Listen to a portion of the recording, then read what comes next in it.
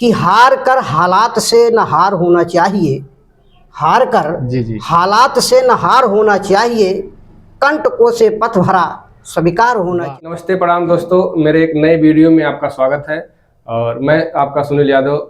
मैं आज एक ऐसे व्यक्ति, ऐसे गुरु, ऐसे शिक्षक से आपका परिचय कराऊंगा जो माता पिता के बाद, जो कहते नहीं है कि गुरु ही सबसे बड़ा होता है माता पिता के बाद, तो वो जो हमारे गुरु हैं, मैं आप सबको बचपन में जो हमको शिक्षा की नई शुरुआत हुई थी, आज मैं अपने गुरु से मिलाना चाहता हूं। और हमारे बगल, तो गुरु जी आपका बहुत बहुत धन्यवाद, आज हमारे वीडियो में आपका स्वागत है। और पहले तो आप गुरु जी अपने बारे में थोड़ा सा परिचय दीजिए, क्योंकि आपकी जर्नी बहुत कठिन मैंने देखा है शुरू से। तो थोड़ा सा मैं चाहूँगा कि आप बचपन से लेके अपने संघर्ष की कहानी थोड़ा हमको बता दीजिए। जी बिल्कुल। सबसे पहले तो मैं आपके तमाम दर्शक साथियों को सादर प्रणाम करता हूं और आपको मैं धन्यवाद देने से पहले बहुत बहुत आशीर्वाद देना चाहता हूं इस उत्तम कार्य के लिए कि आप तमाम ऐसे शख्सियत, तमाम ऐसे व्यक्तित्व, तमाम ऐसी प्रतिभाएं जो कि कहीं ना कहीं किसी न किसी रूप में लोगों में विद्यमान है और छिपे हैं, सामने लोगों के नहीं आ पा रहे हैं और उनको आप उस प्रतिभा को लोगों के सामने ला रहे हैं। इसके लिए बहुत बहुत धन्यवाद और आपको आशीर्वाद इसके लिए कि आप ऐसा उत्तम कार्य कर रहे हैं। जी जी। चूँकि मैं आपको, मुझे याद है कि बचपन से ही जब आप बिल्कुल अबोध थे तभी से ही मैंने आपको पढ़ाया है और आज इस योग्यता पे आप इस योग्य हो पाए हैं, इसके लिए बड़ी खुशी हो रही मुझे। आज आपसे मिलकर बड़ी प्रसन्नता है और चूँकि वास्तव में कहा भी जाता है, जो मैंने अपने, जैसा आपने बताया भी कि मैंने बड़े संघर्ष के बाद आगे बढ़ा है, बिल्कुल सही है, आपने भी देखा है। और बताना भी चाहूँगा कि काफ़ी कठिनाइयों के बाद मैंने आज एक शिक्षक के रूप में, बच्चों के भविष्य निर्माता के रूप में मैं बच्चों के भविष्य का निर्माण कर रहा हूँ और एक अच्छे नागरिक बनाने का प्रयास चल रहा है मेरा। एक शिक्षक के रूप में आज मैं कार्यरत हूँ और वास्तव में मैंने जीवन में बहुत सारे संघर्ष देखे हैं, अपने साथ झेले हैं। उन संघर्षों का फल है कि जो आज मैं एक शिक्षक के रूप में, और सबसे बड़ी बात कि आज शिक्षक के साथ साथ मैं एक साहित्यकार के रूप में भी लोगों के बीच हूँ। आज मेरी बहुत सारी पुस्तकें प्रकाशित हैं, बहुत सारी रचनाएं हैं जो एक समाज के निर्माण, एक अच्छे समाज का निर्माण कर रहा है। बिल्कुल बिल्कुल। चूँकि जो मैंने अपने जीवन से देखा है, पाया है, इसके लिए मैं दो पंक्तियाँ कहना चाहूँ कि हार कर हालात से न हार होना चाहिए, हार कर जी। हालात से न हार होना चाहिए, कंटकों से पथ भरा स्वीकार होना चाहिए, कंटकों से पथ भरा स्वीकार होना चाहिए। तो बिल्कुल कहीं ना कहीं हमें अपने जीवन में संघर्षों से घबराना नहीं है। एक मिनट रुकूंगी जी। ये पंक्तियां आपकी खुद लिखी हुई हैं या? जी, हमारी ही लिखी हुई है। इस प्रकार के बहुत सारे मोटिवेशनल, प्रेरणार्थक पंक्तियां हैं, रचनाएं हैं। मुझे लगता है कि थोड़ा सा बताना उचित है कि नहीं है, फिर भी बताना चाहूँगा कि मेरा अम्बेडकर नगर पोएट्री साहित्यिक मंच, एक साहित्यिक मंच चलता है जिसपे आप तमाम एक से बढ़कर एक साहित्यकार से भी परिचित हो सकते हैं और इस प्रकार से बहुत सारे रचना को आप पढ़ सकते हैं, सुन सकते हैं और मेरी भी बहुत सारी पंक्तियों से आप परिचित हो सकते हैं। जी। तो शिक्षक, जब आप पहली बार जो है, मतलब आपको लगा कि अब मैं इतनी संघर्षों के बाद, इतनी कठिनाइयों के बाद सफल हो गया हूँ, तब उस समय आपको कैसा, मतलब कैसा अंदर से फील हुआ? बिल्कुल, कहीं ना कहीं जिस प्रकार से ये कि बच्चे में सफलता के पीछे बड़ी सारी प्रसन्नता माँ बाप में होती है, समाज में होती है। खासकर मैं ये कहूँ कि मैंने आपको पढ़ाया है, जो आप ये सुने होंगे कि मेरे गुरु जी का सिलेक्शन कहीं हो गया है, तो आप भी एक अनुभूति आपको ही होगी कि जो हमें पढ़ाए वो आज हो गए हैं, तो क्यों ना हम लोग भी आगे बढ़ें। तो जिस प्रकार से आपके अंदर एक प्रेरणा जगी थी, उसी प्रकार से बहुत सारे लोगों के अंदर एक प्रसन्नता आई थी, आगे बढ़ने की चेष्टा अंदर आई थी। माता पिता की प्रसन्नता है, समाज की प्रसन्नता, बहुत सारी प्रसन्नता, खासकर आप लोगों को देखकर मुझे भी एक प्रसन्नता ही हुई थी कि वास्तव में मेहनत करने के बाद ही सफलता की आशा किया जा सकता है, बिना मेहनत के सफलता मिलना बड़ा मुश्किल है। जी। तो मैंने जो अनुभव यही किया कि वास्तव में मेहनत मैंने किया, आपको भी करना चाहिए। और तमाम दर्शक साथियों को भी बताना चाहूँगा कि साथियों, जीवन मेहनत का ही नाम है, संघर्ष का नाम है। कहा भी जाता है कि जिंदगी एक संघर्ष है, इसे अपने आप समझिए। जिंदगी एक सेंटेंस है, इसे अपने आप समझिए। जवानी डैश, बचपन डैश, जवानी कामा, मृत्यु को फुल स्टॉप समझ। वाह वाह गुरुजी वाह, बहुत तो अच्छा। कहीं ना कहीं जीवन संघर्षों से जुड़ा है, तो संघर्ष करना चाहिए और उसके साथ ही प्रसन्नता छिपी होती है। अच्छा गुरुजी, आपके संघर्ष के दौर में कोई एक ऐसी घटना बताइए जो आपको बेहद अंदर से मतलब तोड़ दी हो, मतलब उस समय आप टूट गए हो कि अब मैं मतलब कैसे ही इस काम को लेके आगे बढ़ूं मैं। जी बिल्कुल, कहीं ना कहीं मुझे याद है कि जब हम लोग पढ़ते थे तो साइकिल से चलने का ज़माना था, तो बच्चे गाड़ी से जाते हैं स्कूल। स्कूल जाते थे तो जब परिस्थितियाँ ठीक नहीं थी, तो 1 रुपया पिताजी से मिलता था, तो उस समय साइकिल की जो पंचर बनती थी वो भी 1 रुपये में बन जाते थे, 50 पैसे में बन जाते थे। जी तो 1 रुपया जो मिलता था, सफ़र कम से कम 6-7 किलोमीटर जाते थे हम लोग परुइया आश्रम, बाबा बरुआ दास इंटर कॉलेज परुइया आश्रम पे। तो वहाँ पर मुझे याद है कि जब 1 रुपया मिलता था तो हम लोग जाते थे साथ में 1 रुपया लेकर के, और उसको रखे रहते थे। कुछ खाने के लिए दिया जाता था लेकिन खाते नहीं थे, जी जी ये लिए कि अभी पंचर हो जाएगा साइकिल तो पैसा कहाँ से मिलेगा। और उस पैसे को हम लोग रखे रहते थे, 1 रुपया ही रखे रहते थे कई दिनों तक कि पंचर साइकिल हो जाएगी तो कहाँ से बनवाएंगे।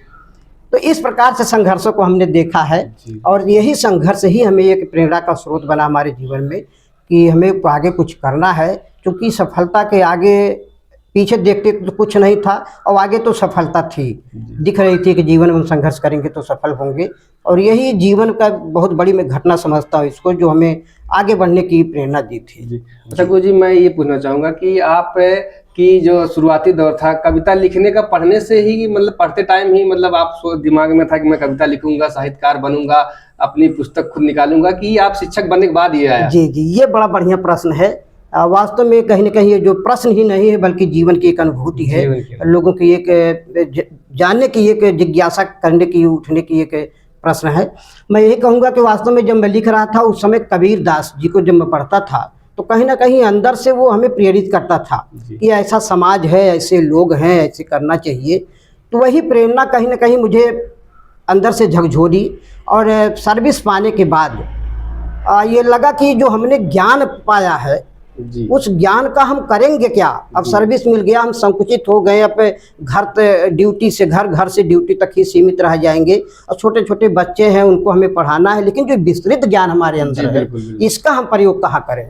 तो मुझे लगा कि इस चीज़ को लिखना चाहिए, और मैंने लिखने का कार्य वहीं से किया।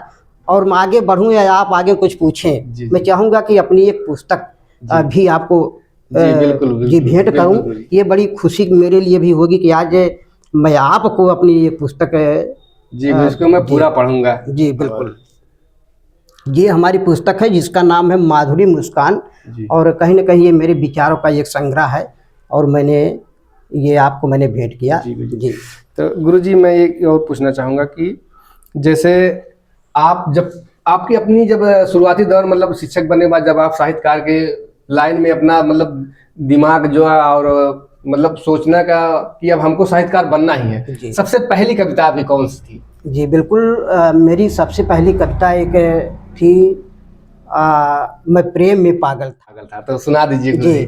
चूँकि ये ढूंढना पड़ेगा। बिल्कुल बिल्कुल बिल्कुल, कोई दिक्कत नहीं है, आप ढूंढ लीजिए। चूँकि ये प्रेम में पागल था, ये कई अर्थों में इसको हम ले सकते हैं, किंतु मेरा जहाँ तक ये लिखने का था कि मैं सर्विस के लिए, अपनी सफलता के लिए, जिस प्रकार से मैंने बहुत सारे संघर्षों को देखते हुए सफलता को प्राप्त किया, जी। मेरा ये उद्देश्य था कि किसी भी चीज़ को यदि हम प्रेम से और उस चीज़ को लगन से पाने के लिए हम तत्पर हो जाएं, आगे बढ़ें, तो मुझे लगता है कि वो प्राप्त किया जा सकता है। बिल्कुल बिल्कुल। अच्छा गुरुजी, एक ये साधारण इंसान जिसे कहते हैं आम आदमी, जी, आम आदमी के जीवन में शिक्षा का क्या महत्व है?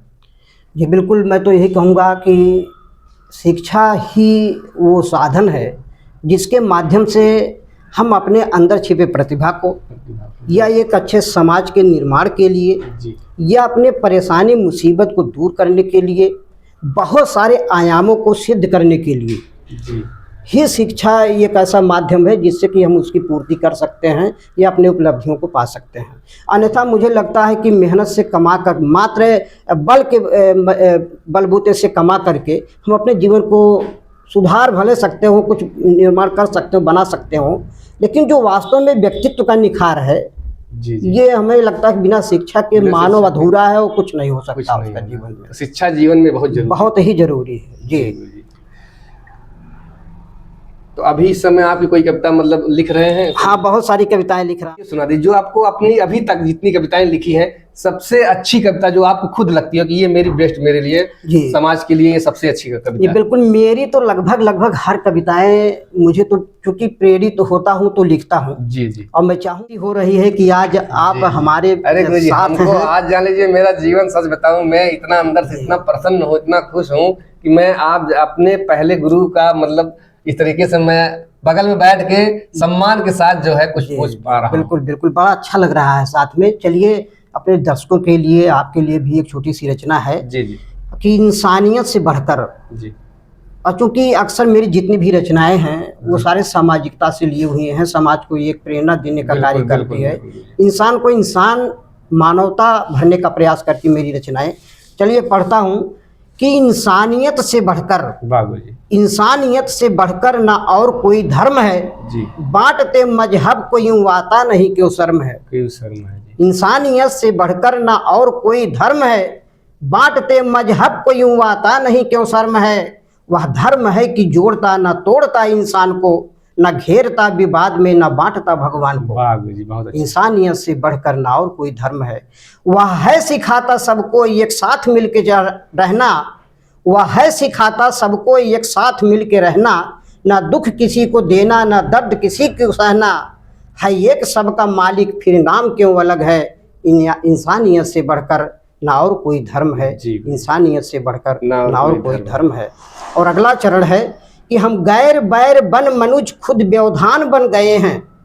हम गैर बैर बन मनुज व्यवधान बन गए हैं, विषधर के फन पर बैठकर खुद विषपान कर रहे हैं।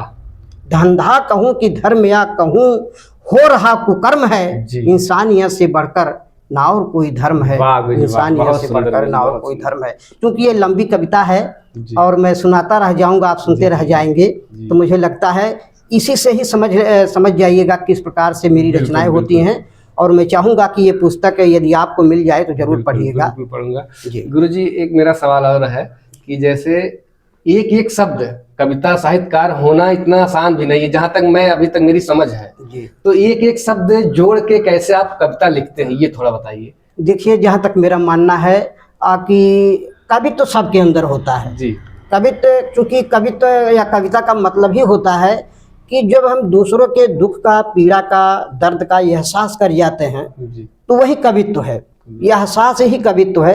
लेकिन इतना है कि उसको शब्दों में पिरो करके पन्नों पर उतार देना, लोगों तक पहुंचा देना, ये कविता का एक चिन्ह बन जाता है, निशान बन जाता है कि हम कवि हैं। और मुझे लगता है कि हर व्यक्ति के अंदर पीड़ा कोई अनुभूति का जो एक एहसास है वो सबके अंदर होता है। बस इतना, हाँ इतना है कि उस शब्द को, उस भाव को शब्दों में पिरो करके पन्नों पर उतारना कठिन तो लगता है, कठिन है भी, क्योंकि शब्द ढूंढना, उस भाव को प्रकट करने के लिए शब्द लाना, और वो भी शब्दों को बैठाने का एक जो साहित्य या कविता लिखने का नियम है, तरीका है, उसको ढूंढ करके वो लय, गीत, तुक, तुकांत में बैठाना, ये थोड़ा सा कठिन लगता है, लेकिन मुश्किल नहीं है। अच्छा गुरुजी, आप जब पढ़ाई कर रहे थे तभी से आपका हिंदी से लगाव था या मतलब शिक्षक बनने के बाद ही रुचि इसमें आई? जी बिल्कुल, क्योंकि मैं इंग्लिश से एमए हूँ जी। और आप इंग्लिश से एमए हैं? जी, इंग्लिश से तो हिंदी से साहित्यकार। हाँ, ये बड़ा बढ़िया चीज़ है, क्योंकि तमाम साथी सुन रहे हैं, ये कोई चीज़ असंभव नहीं होता है। और मुझे लगता है कि आपके अंदर लगन और प्रेरणा जगने की बात है जी। और ये भी एक मैंने जीवन से सीख पाया है, और लोगों से कहना भी चाहूँगा, साथियों, जो भी हम ठान लें, करना चाहें, वो संभव है। कोई भी चीज़ ऐसा नहीं कि जो हम ना कर सकें। क्योंकि मैं इंग्लिश से एमए हूँ और कंप्यूटर में PGDCA भी हूँ, फिर भी हिंदी से लगाव जो मेरा रहा है, मैंने स्नातक किया है हिंदी से। लेकिन कवित्व का जो कविता लिखने का भाव जगह, ये लोगों से प्रेरणा मैंने लिया, लोगों को देखकर, सीखकर, एहसास करके ही लिखने का प्रयास जो मेरा रहा। और आपको बताऊं कि आज मेरी 8वीं प्रकाशित पुस्तक, अच्छा 8वीं पर, हाँ, प्रकाशित होने चल रही है। और एक नारी जीवन की चुनौतियाँ, अच्छा, ये भी एक पुस्तक मेरी निकल रही है, कहानी संग्रह भी निकल रही है। तो किताबें छप रही हैं, बहुत सारी निकल रही हैं। और जी, इंग्लिश से आपका मतलब लगाव बिल्कुल हट चुका? अभी नहीं, हट नहीं चुका है, चूँकि इंग्लिश में अभी भी मैं बच्चों को पढ़ाता हूँ, जी। ग्रामर है, साहित्य है, पढ़ाता हूँ। क्योंकि साहित्य इंग्लिश में अभी तक आपने कुछ नहीं लिखा? नहीं लिखा तो था, 2-3 पोएम लिखा था। जी जी। लेकिन जब से मैंने हिंदी में आया, खासकर हिंदी प्रदेश, देसी प्रदेश है, जी, तो जी। कहीं ना कहीं हिंदी से ज़्यादा लगाव बना और हिंदी में ही लिखता रहा मैं अब तक। जी। तो आप अवधि, हम लोग अम्बेडकर नगर से हैं, जी। तो अम्बेडकर नगर वासियों के लिए एक अवधि में कोई कविता अगर आपकी है तो मैं हमारे दर्शक सुनना चाहेंगे आप। हाँ बिल्कुल, अवधि में बहुत सारी रचनाएं हैं, हास्य भी है, जी लेकिन अभी जल्द में मैंने एक लिखा है। जी। जी, जो जल्द वाला हो वो सुना दीजिए। हाँ। क्योंकि अभी जो पुरानी हो तो पुरानी हो गई है, जल्द वाला भी सबके पास नहीं पहुंचा होगा। हाँ बिल्कुल बिल्कुल। कर रहे थे तो आपका शुरू से मतलब माइंड सेट था कि हमको शिक्षक ही बनना है कि और किसी मतलब हाँ, चूंकि किसी लाइन देखिए में? जीवन में ठानना पड़ता है कि हमें क्या बनना है, ये आपको बहुत पहले ही ये तय निर्धारित करना पड़ेगा शुरू तय से। करना पड़ता है कि हमें वास्तव में क्या करना है। तो उसी अनुसार आपको कार्य या आपका व्यवहार होता है, उसी हिसाब से हम बन जाते हैं। चलिए, रचना मिल गई है, मैं जी, सुनाना जी। चाहूँगा अभी जल्द में। ये अवधि में गुरुजी सुना रहे हैं जी, हमारे। अवधि में ही सुना रहा हूँ। और चूंकि एक चीज़ और है कि जैसे जब ठंडी खत्म होता है। ठीक है जी। पढ़िए अवधि में हमारे गुरुजी जो खुद की लिखी हुई अवधि में, हमारे अम्बेडकर नगर की भाषा अवधि है गुरुजी ने। जी जी। तो ये सुनाएंगे गुरुजी लिखी अपने खुद से, एक एक शब्द जोड़ना। मैं अभी हिंदी का स्टूडेंट हूँ, मैं अभी प्रयागराज में तैयारी कर रहा हूँ, तो एक एक शब्द जोड़ना बड़ा कठिन होता है।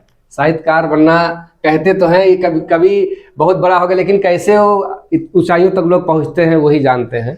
चलिए ठीक है, बड़ी अच्छी बात है, चूँकि बड़े अच्छे शब्दों में आप किसी की व्याख्या करते हैं, जी। ये बड़ा बढ़िया लग रहा है। और ये गुण सब में नहीं होते हैं, और मैं चाहूँगा कि हर लोग सीखें अच्छी चीज़ें। चलिए, कविता मिल गई है तो मैं पढ़ना चाहूँगा कि ठंडी बीती गर्मी आई, सरसर चले बहे पुरवाई। वह पुरवाई, वाह वाह। ठंडी बीती गर्मी आई, सरसर चले बहे पुरवाई। जितने पुरवा धय ललकारे, उतने उमसे जान निकारे। वाह गुरुजी वाह। जाए कहाँ कुछ कहा न जाई, सरसर चले बहे पुरवाई। वाह गुरुजी। कपड़ा लत्ता रहे न तन पे, चले जोर ना केहू के मन पे।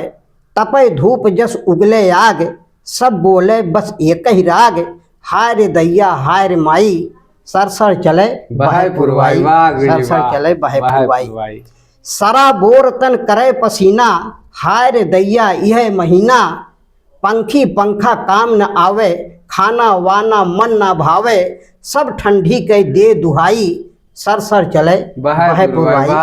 बहुत सुंदर कविता गुरुजी, बहुत सुंदर जी। और अगला पद है कि मानो उबल जाए की देह, गर्मी से जी जी। मानो उबल जाए की देह। छुटे मैल लगे जस रे, दोनों बेला लोग नहाए, तबो न गर्मी तनिको जाए। लागे जैसे दे मुआई, सरसर चले बहे पुरवाई। सरसर चले बहे पुरवाई। धरे कालरा उल्टी होवे, पेट पकड़ सब बच्चा रोवे। हाथ पाँव सिर दिए पिराए, हाथ पाँव सिर दिए पिराए। मनई डॉक्टर मुस्काए, डॉक्टर कही अब बिके दवाई। सरसर चले बहे पुरवाई। सरसर चले बहे पुरवाई। दिन बीते ना बीते रात, माछी मच्छर कै उत्पात। ऐसन गर्मी बहे बयार, जियब मानो भय दुश्वार। सब कई छक्का दे छुड़ाई, सरसर चले बहे पुरवाई। सरसर चले बहे पुरवाई। और आगे है कि दैया दैया हाय रे दैया, बहन कहियो ई पुरवैया। बिच्छू गोजर सांप सपोले, दिन दोपहरिया हर कोई झेले। काव करी अब हे गोसाई, सरसर चले बहे पुरवाई। सरसर चले बहे पुरवाई। और कहीं न बादर कै आसार, आधी सा बस बहे बयार। कहे बहादुरपुरी बताए, पियो शरबत खूब बनाए। ठंडी बीती गर्मी आई, सरसर चले बहे पुरवाई। सरसर चले बहे पुरवाई। जो तो ये अवधि भाषा की कविता रही है। बहुत सुंदर गुरुजी, बहुत सुंदर जी, धन्यवाद। अवधि में मैं बता रहा हूँ, ये मैं मतलब अपने अम्बेडकर नगर की, मतलब आप इतने बड़े साहित्यकार मैं मान रहा हूँ, यहाँ अपने जिले की बात कर रहा हूँ कि ऐसी अवधि में कविता मैंने अभी किसी को, मतलब अभी तक मेरे तक नहीं पहुंची है, ना सोशल मीडिया पे ना किसी पुस्तक में मैंने ऐसा अभी। इतनी अच्छी कविता जो आप लिखे हैं, ये और तो गर्मी का महीना आ भी रहा है। जी जी जी। तो बहुत सुंदर पंक्ति है आपकी ये अवधि में। चलिए बहुत बहुत धन्यवाद इसके लिए, चूंकि प्रयास यही होता है कि लोगों के मन को छू जाने वाली रचनाएं निकले और लोगों की बातें हों। बिल्कुल जी। तो गुरुजी बहुत समय निकाल के हमसे मतलब मुलाकात हो पाई है। ये एक शिक्षक के रूप में कार्य करते हैं और इनका आज छुट्टी, तो कैसे भी छुट्टी लेके आई गुरुजी जानते हैं, लेकिन आज ये समय निकाल के हमसे 10-15 मिनट जो भी इनका कीमती समय मुझे मिला है उसके लिए बहुत बहुत धन्यवाद। चलिए बहुत बहुत धन्यवाद आपको भी, और आशीर्वाद मेरा रहेगा कि आप बुलंदियों को छूए। और तमाम दर्शक साथियों से मेरा विनम्र निवेदन है कि इनके ब्लॉग को आप ज़रूर देखें और सपोर्ट करें, क्योंकि वास्तव में हमारी प्रतिभा को निखारना, लोगों तक पहुंचाना, ये सब की बस की बात नहीं है। आज के दौर में, आज के समाज में लोग अपने लिए ही परेशान हैं, लेकिन किसी दूसरे के प्रतिभा को दूसरों तक पहुंचाना ये बहुत बड़ी बात है।